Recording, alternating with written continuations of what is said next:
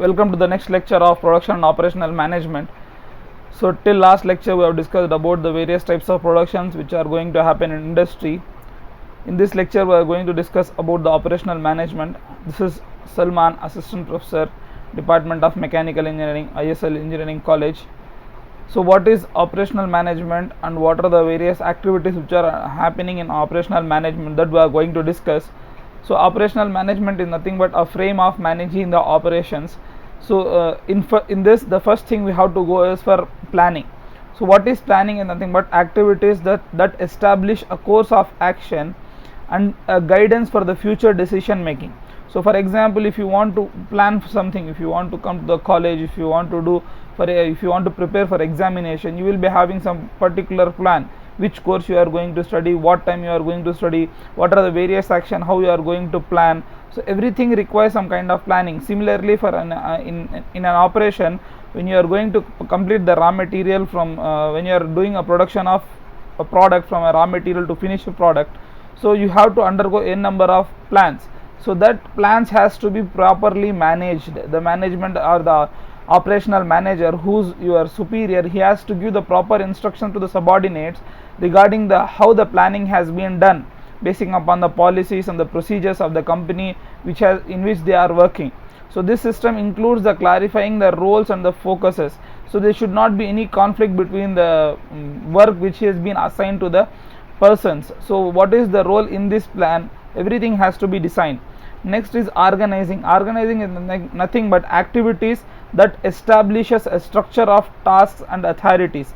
So in this the organization should establish a proper rules for the employees. Proper a role should be given to each and every employee, so that he can receive a proper instructions from the superiors, so that he can complete the task with a 100% responsibility and authority. He can take the responsibilities, he can perform the task as per the guidance given to him. Next is controlling. What is controlling is nothing but, if you are doing some operation, so you may not be fixed to the according to your plan. Sometimes you have planned to take you have planned for your examination that you will complete for it per day 50% of a one unit, or 10% of one unit you are going to complete one subject per day. So but sometimes, because of some unavoidable circumstances, you may not be able to stick to the plan. Always there will be some deviations. That deviations has to be controlled. You have to check your performance as per the plan you are going or not. That is nothing but called as controlling. The same thing happens in the industry. The activities which you have actually planned, are they as per your plan you are working or not? What is your actual performance? Is that according to your planned performance? Is that happening or not? That you have to cross verify every time, and you have to control if you are going beyond your plan. Next is behavior. The operational managers are concerned about how their efforts to plan, organize and control the human behavior are being used. So sometimes what happens means, when you are giving some decisions to the subordinates, they may not be able to accept those things. They will be trying to deviate from them. So you are trying to make them, you are motivating them, so that their behavior can stick to the organization plan, and they can perform as per the requirements of the authorities. Next is models. An operational manager plans, organize and controls the conversion process. That is nothing but conversion of raw material to the final plan. So this is nothing but called as, in terms of models, different models are there. So in terms of model, like aggregate model, so that we can examine how best we can use the existing capacity, what are the things we have, among that how we can able to perform the works with the proper utilization. Along with this, we have to undergo for break-even analysis, where you can see that is our industry going in a profit sense, or in the are we in a loss sense. So that is decided by break-even analysis. Okay, and next is linear programming structure. These are the various techniques which we generally use for understanding is the operational planning, which your operational manager plan, which they have done to control and to organize the things, are they going properly or not. So these are the various techniques that we will be discussing. So here see what are the various plannings, how we are going to convert those plans. So operational planning, forecast planning, the product and process choices, operational capacity. So these are the various plannings, and how we are going to schedule them. They are going to be scheduled according to the small plans, that is nothing but aggregate planning. Next is operational scheduling. This machine will be used at this time, these machines are in utilization at this time, so these are being scheduled. Next, when they are properly done, we can organize for the conversion, that is job design, production, operations can be standardized and work measurement can be done. Next, when these are done properly, we can able to control few things. What are the things we have to control is material control. In material control, the very first thing which we have to control is inventory. What is inventory? Is nothing but the excess amount of material which you have with your industries. Next is material requirement planning. How material requirement is there for your company? Is it required beyond requirement? Have you purchased any products that you are going to require? Okay, so what is the main objective of your operational management? Is nothing but the very first objective of any industry is to satisfy the customer. The very first objective, any organization you take, either it is a product based or it is a service based, both the organizations have their first criteria is to satisfy the customer. So that satisfaction is it depends upon company to company. Some companies will do the customer satisfaction basing upon the type of customer they see. For example, if you take mobile phones, iPhone is also satisfying the customers, Redmi is also satisfying the customer, but the type of customer which they are attracting, this is for middle class people, this is for high class people, so it depends. So but however, they have to satisfy the customer. So the first objective operational system is to satisfy the customer. Therefore the customer service is the key objective of any operational management. Okay, the operational system must provide something to specification which can satisfy the customer in terms of cost or timing. So some of the customer satisfaction which we generally see in terms of manufacturing, transport, and either it in terms of service, supply. So first of all, if you see in manufacturing products, either it is a product based industries, whichever product you are producing, that good should be accepted by the customer. Okay, so if you are not able to that, if that product is not reached to the customer, if he is not able to accept that, then it is a failure product. The very first thing is he liking that product or not? After that, once he accepts that product, he will see is that product is within his budget, within the time delay which he is going to order. So is the product easily accessible to me? If I am going for any of the replacement, is it easily available for me? So these are the secondary other considerations first for a customer. But whereas the very first thing he sees is the product acceptable for me? Is this product suits me or not? Next thing is transportation. In terms of transportation, if you see the person, how the person will see this. For example, you are going for to any of the other towns or other cities, then you may be preferring aircraft or a train service, or you can go for a bus service. The very first thing you see is which will save my time. If you are more concerned about time, you will go for aircraft. If you are more concerned about the cost, you will go for train. If you are more concerned about the other things, then you will go for the bus. So these are the things basing on which the customer goes for the transport facilities. Next is supply. So basing on the supply, what he prefers is the product easily supplied to me? For example, if you go for Amazon, Flipkart, so customer sees that the product which I am ordering, is that product easily supplied to me on time? How many days it will get delay if I am ordering today?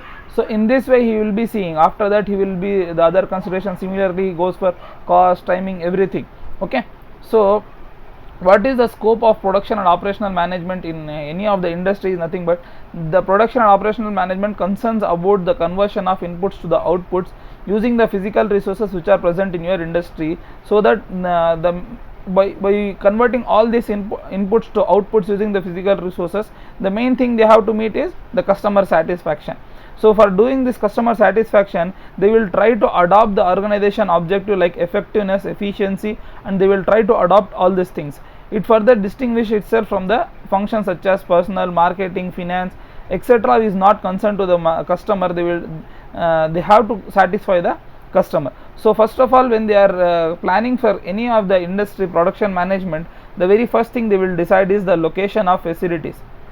Okay, where they are going to set up there. For example, as a shop owner, I am going to establish a Xerox shop.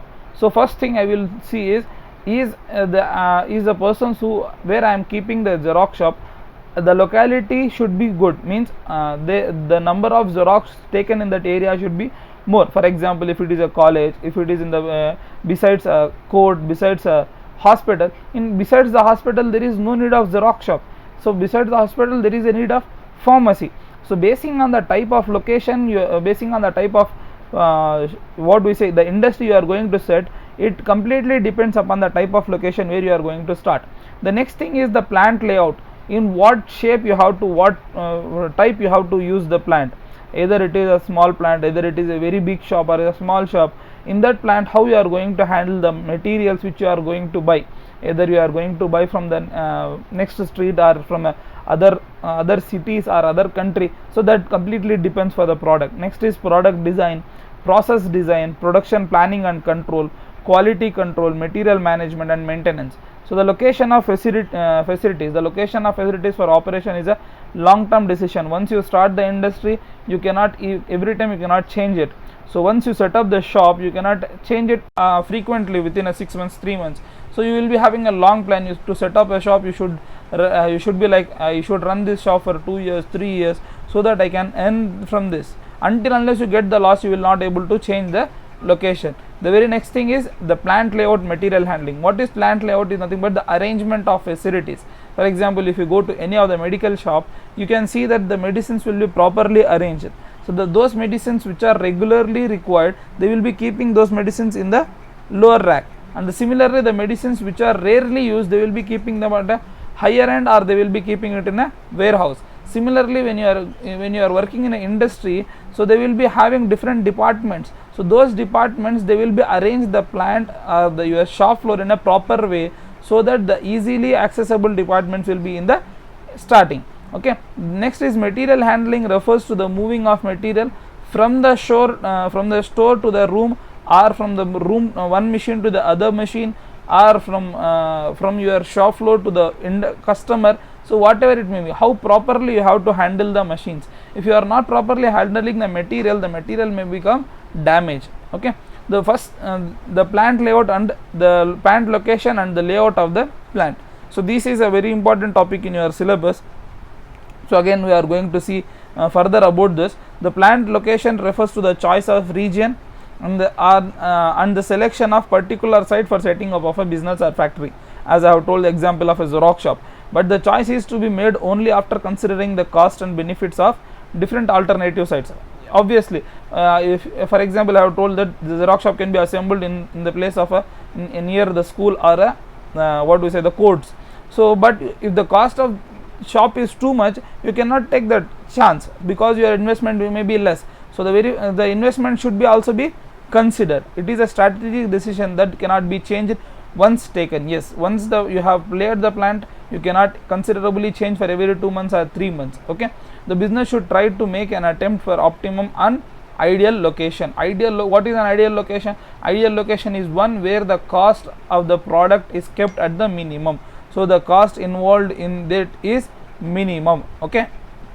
It is the place of maximum net advantage, or which gives lowest unit cost of production. For achieving this objective, the small scale entrepreneurs can make use of location analysis for the purpose. What is the selection criteria? The very first thing you have to see when you are selecting, when you are setting up an industry. For example, I am going to have a industry which makes the raw material, which makes some products. So the very thing you see is the climatic conditions. For example, again you take a sugarcane industry. Okay, the sugarcane industry is like, if you are going to set up sugarcane industry, the sugar needs a lot of what we say water for processing, for for conversion of sugarcane into what sugar or this barley. Okay, jaggery. So that you have to consider for the climatic conditions. Next is availability and the nearest to the sources of raw material. So where I can achieve the raw materials easily. For example, I have given the Xerox shop. So you have to buy the what we say papers, you have to buy the printers, everything. So all those things should be easily accessible to you. If a machine, your Xerox machine is not working, it should not delay your repairing of the machine, everything should be easily accessible. Next is transportation cost. If you are transporting something, how easily you can transport, access to the market after completing the task, either you can able to send to the market easily or not. Availability of infrastructure facilities, availability of skilled and non-skilled labor. In industry you can assume these things, skilled labor should be there, non-skilled labor should be there. What are the banking and financial institutions which are nearly located to you, which can give you some kind of loans when you are running the business. Okay, location with the links, that is nothing but to develop the industrial area to the business to the other companies. Okay, strategic considerations of the safety and security. If something harm happens to your labor or yourself, you should be easily accessible to the hospitals or something like this. Next is plant layout. The plant layout refers to the arrangement of physical facilities such as machinery, equipment, furniture. Everything should be properly arranged in a plant. Okay, for example, I have told the example of a medical shop where all the things will be laid out in a proper manner. So that is nothing but called as the plant layout. Okay, the arrangement of things in an industry where either it is a physical facilities like machinery, equipment, furniture, everything should be properly managed. Either it is a building, the building design should be there properly designed so that the ventilation comes in properly, so that the labor will not get fatigue. So everything should be properly managed, that is called as plant layout. So according to Rick, the overall objective of the plant layout is to design the physical arrangement that most economically meets the required output, that is nothing but quality and the quantity. If you are having an enclosed room, you are making your labor to work in an enclosed room, because of that enclosement he will feel the fatigue very early, he will be get exhausted very early. Okay, so these are the few objectives of plant layouts: proper and effective utilization of available resources. Even if you are home, you will be seeing that how each and every place which you are having is properly utilized on the floor, to ensure the work procedure from one point to the other point can be easily accessed without any delay. Okay, how we can move one object to other object easily. For example, if you are in a bedroom, you want to go to the hall, how easily you can go, you should not be taking a long way to go to it. Next, provide enough production capacity, reduce material handling cost. Material handling means from your warehouse to, if you want to bring the material to the shop floor, you should not invest lot of amount, like you should not require any two-wheeler, you should not require any heavy vehicle, so that you have to carry all those things. You have to reduce the cost required in the material handling. Next is reduce the hazards to the person. Same thing, ventilation should be proper, fire exhaust should be near to it. If the first aid kit should be within the industry or within the plant where it has to be kept. So if some for example, I am working on a lathe machine, suddenly I have cut my hand, so the first aid kit box should be very much accessible to me. So in that way we have to arrange all these things. Okay, increase the employee morale. Employee morale is nothing but the satisfaction of the employee should be there. Reduce the accidents, provide for full volume and product flexibility, allow ease of maintenance, everything should be there.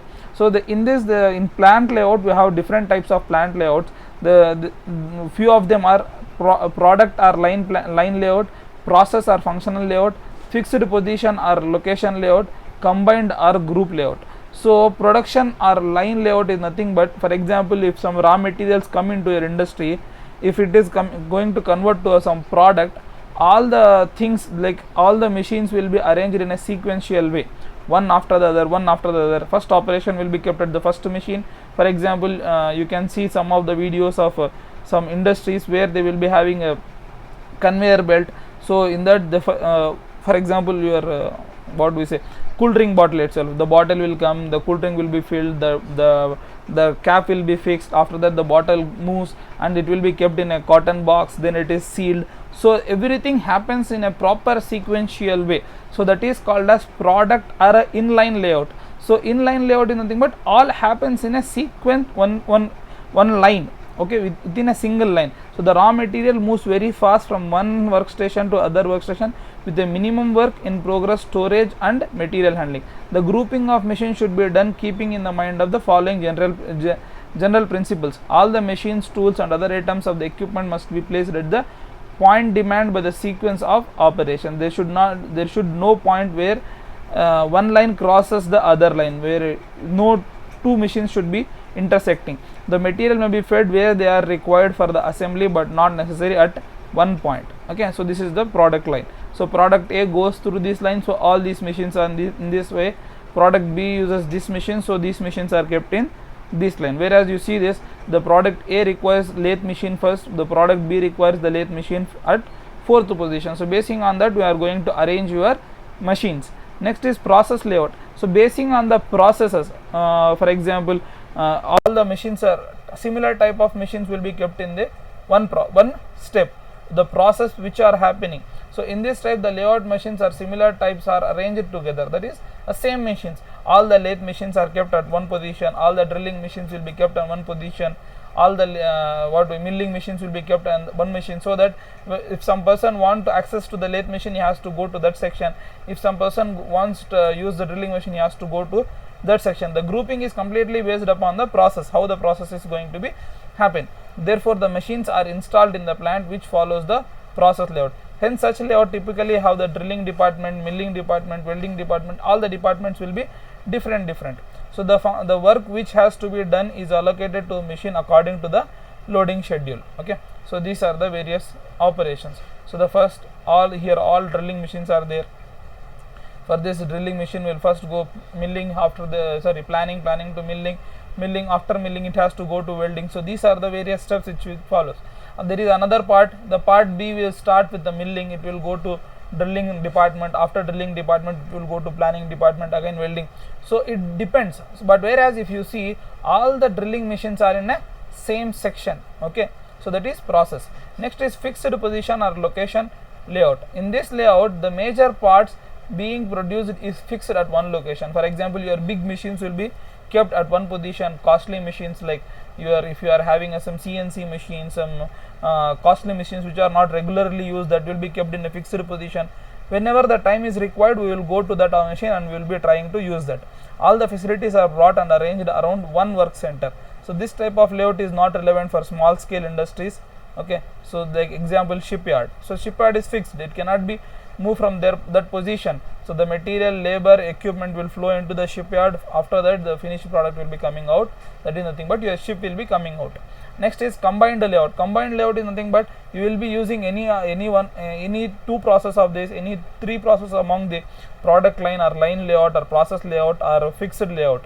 So if you combine any of these two or three processes, then it is called as combined process. So what are the various factors influencing the layout is nothing but factory building, how the shape of the building is there, what is the nature of the building, nature of the product which you are going to produce, production process, what types of machineries which you are using, repairs and maintenance what you are going to do. So these are the few factors basing on which you have to set up your whole industry. So with this, your almost first unit is done. In this unit, you have been left out only with your break-even analysis topic, that we will be discussing in your next lecture if possible.